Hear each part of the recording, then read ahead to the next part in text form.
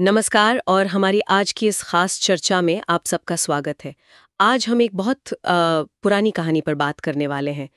एक ऐसी कहानी जो हमें सोचने पर मजबूर करती है। ये कहानी है कायस्थपुर नगर के एक व्यापारी राजन की। बहुत समय पहले की बात है। कायस्थपुर अपनी विद्वत्ता और व्यापार के लिए जाना जाता था और वहीं रहते थे राजन।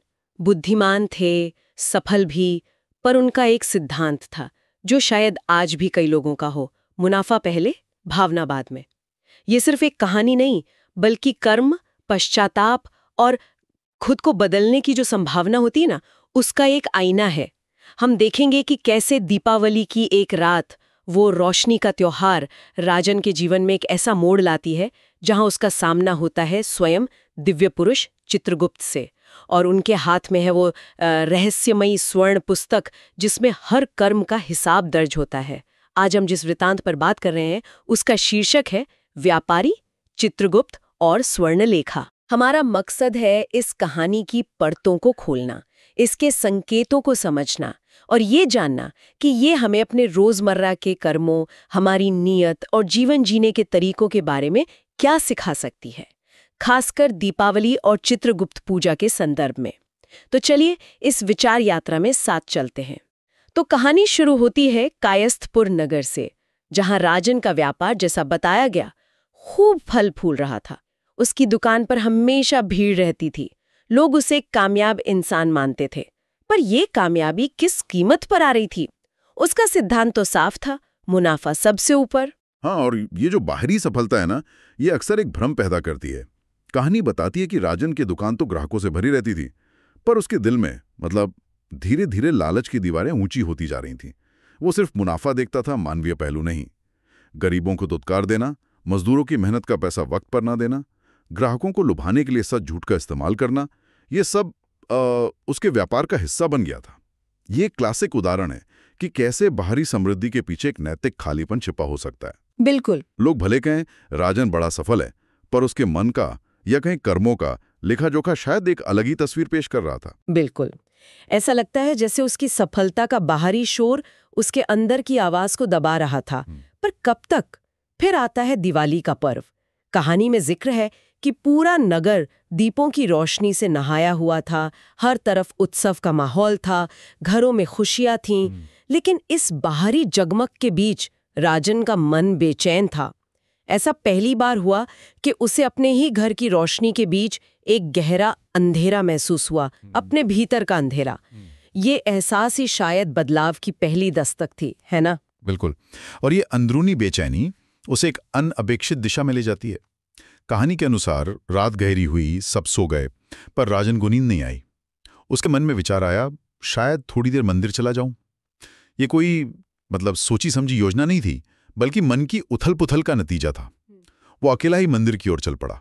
वहां का वातावरण शांत था, हवा में हवन का हल्का धुआं और दियों की टिमटिमाती लौ एक रहस्यमयी माहौल बना रही थी। और तभी अचानक उसके सामने एक तीव्र प्रकाश पुंज प्रकट हुआ। कल्पना कीजिए उस क्षण की। उस दिव्य प्रकाश के बीच से एक आकृति उभरती है, एक दिव्य पुरुष। कहानी बताती है कि ये स्वयं चित्रगुप्त थे। उनकी आंखों में जैसे ब्रह्मांड की गहराइयां समाई हों और उनके हाथों में थी एक सुनहरी किताब जो खुद ही रोशनी बिखेर रही थी, स्वर्णलेखा।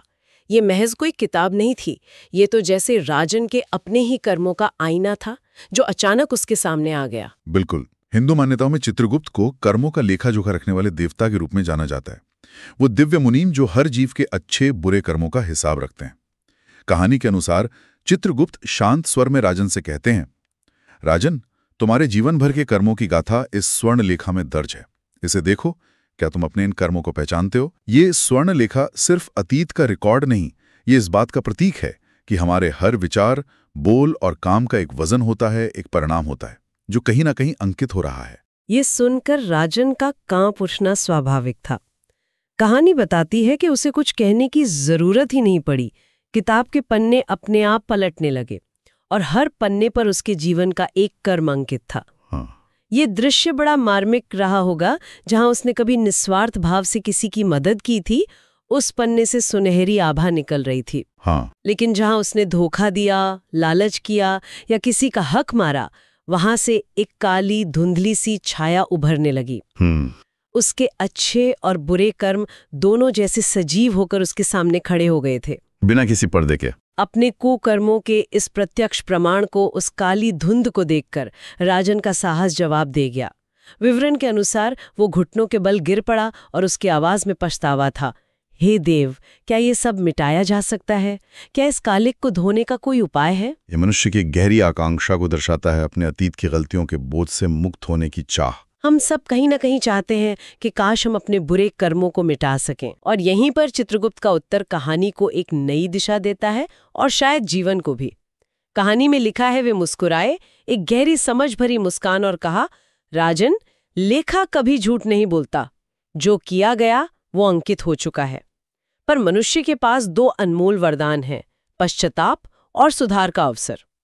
दीपावली के बाद का ये दूसरा दिन, जिसे यम द्वितीया या चित्रगुप्त पूजा के रूप में भी जाना जाता है, तुम्हें इसीलिए दिया गया है ताकि तुम अपने भीतर के अंधकार को पहचानो, उससे सीखो और एक नया सच्चा लेखा आरंभ करो।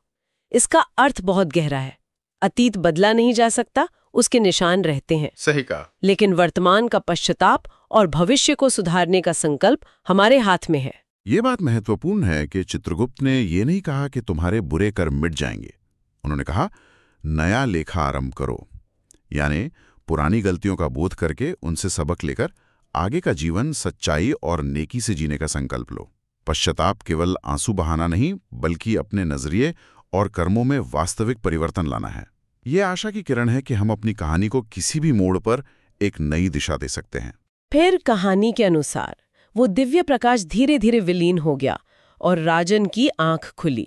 रात बीत चुकी थी, सुबह की पहली किरणें दस्तक दे रही थीं।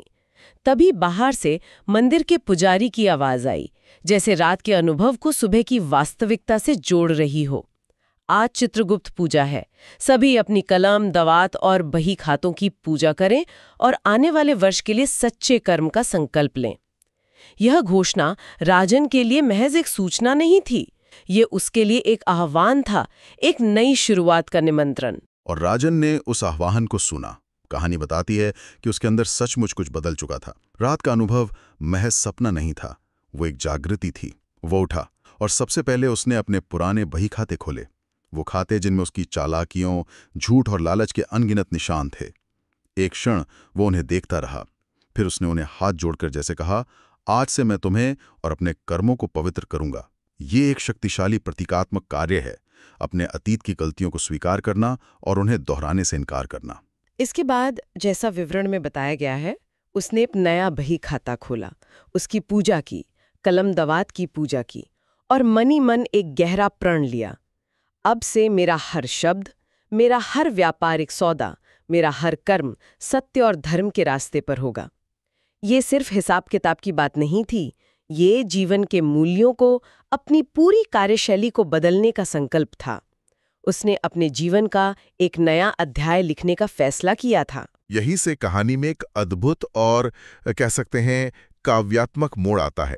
कहा जाता है कि उस दिन के बाद से जब भी राजन पूरी ईमानदारी और सच्चाई से अपने नई बही खाते में कुछ लिखने के लिए कलम उठाता, तो उसकी स्याही में एक हल्की सुनहरी चमक आ जाती थी। ये शायद कोई जादू नहीं था, बल्कि एक गहरा प्रतीक था। ये दर्शाता था कि जब हमारे कर्म शुद्ध नियत और सच्चाई से किए जाते हैं, तो उनमें एक विशेष मूल्य, एक दिव्यता, एक सुनहरी चमक आ जाती है। और ये बदलाव सिर्फ राजन ने महसूस नहीं किया, आसपास के लोगों ने भी देखा। कहानी के अनुसार लोग आपस में कहने लगे, देखो, ये वही राजन है, पर अब कितना बदल गया है। लगता है इसने तो स्वयं चित्रगुप्त का लेखा ही बदल दिया। बेशक उसने अतीत का लेखा नहीं बदला था, लेकिन उसने अपने भविष्य का लेखा सुनहरे अक्षरों में लिखना शुरू कर दिया था। और यहीं से ये कहानी एक खूबसूरत परंपरा से जुड़ जाती है। जैसा कि कहानी के अंत में बताया गया है, माना जाता है कि तभी से दिवाली के अगले दिन विशेषकर कायस्थ समुदाय के घरों में कलम, दवात और बही खातों की पूजा की जाने लगी। कायस्थ समुदाय पारंपरिक रूप से लेखन, शिक्षा और हिसाब किताब से जुड़ा रहा है और चित्रगुप्त को वे अपना आराध्य देव मानते हैं। ये पूजा महज एक रस्म नहीं, बल्कि एक वार्षिक अनुस्मारक है। हाँ, ये परंपरा जैसे हमें हर साल याद दिलाती है उस अटल नियम की जिसका जिक्र कहानी के अंत में भी है।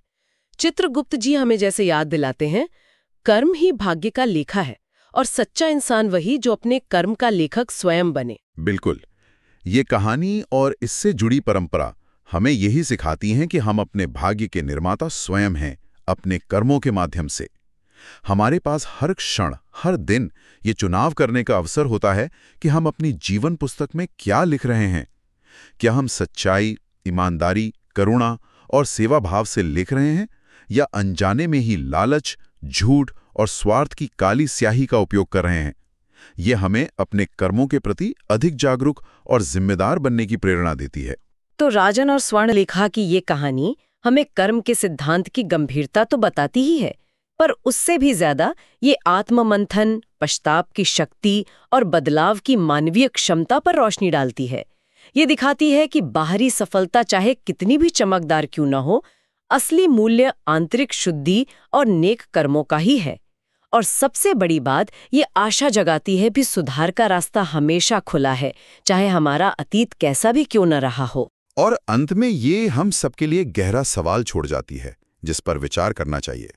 अगर सच में हमारे कर्म ही हमारा भाग्य लिख रहे हैं, तो हम रोजाना अपने जीवन के इस अदृश्य बही खाते में कौन सी स्याही इस्तेमाल कर रहे हैं?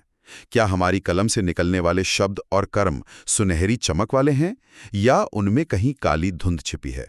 क्या हम अपनी जीवन गाथा के सचेत लेखक हैं? इस गहन चर्चा में हमारे साथ रहने के लिए धन्यवाद। उम्मीद है कायस्थपुर के व्यापारी राजन की ये कहानी सोचने वालों को अपने कर्मों और जीवन के प्रति एक नई